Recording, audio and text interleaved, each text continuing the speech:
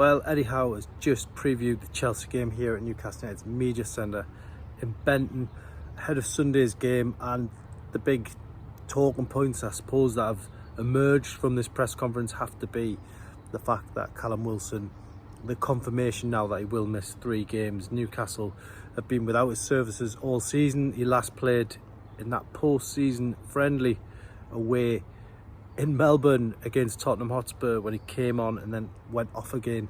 He's since then had muscle problems, muscle tightness.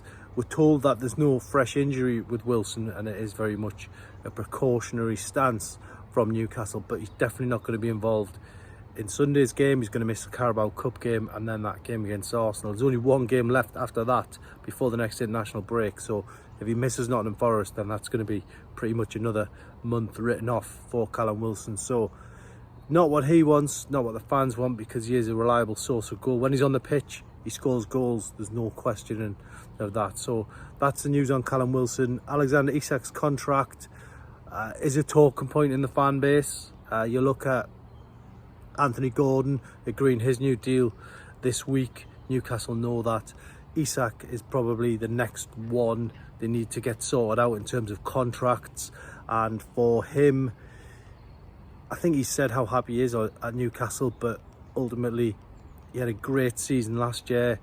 I think there was a lot of talk of rewarding him for that run of goals that he got, and now Newcastle find themselves in that position where they've got to get the balance of the contract offer right. They've got to get the balance of the PSR situation exactly right. So for Alexander Isak, those talks described by Eddie Howe today are ongoing, and there's been no kind of pause in that process because he's got a contract till 2028. So there's a lot that you can sort of look into when it comes to contract talks. Look at Joe Linton last year.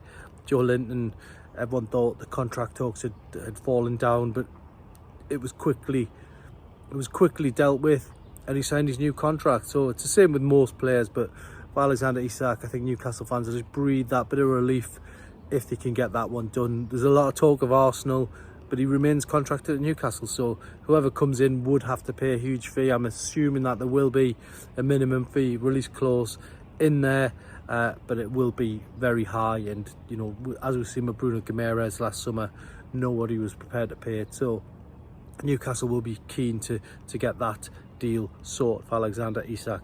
A few words on the Chelsea game of the weekend. Doesn't get much tougher really. Newcastle haven't got a good record at Stamford Bridge. I asked Eddie Howe in the press conference, does he look at the Chelsea team sheet and terrify himself? He said he's going to focus on all of the positives he's got in his squad, because he knows that when his squad is firing on all cylinders, which they're not at the minute, but they've got the ability to do so, that they can go to the big grounds and get a big result. So let's hope that everything goes okay on Sunday at Stamford Bridge.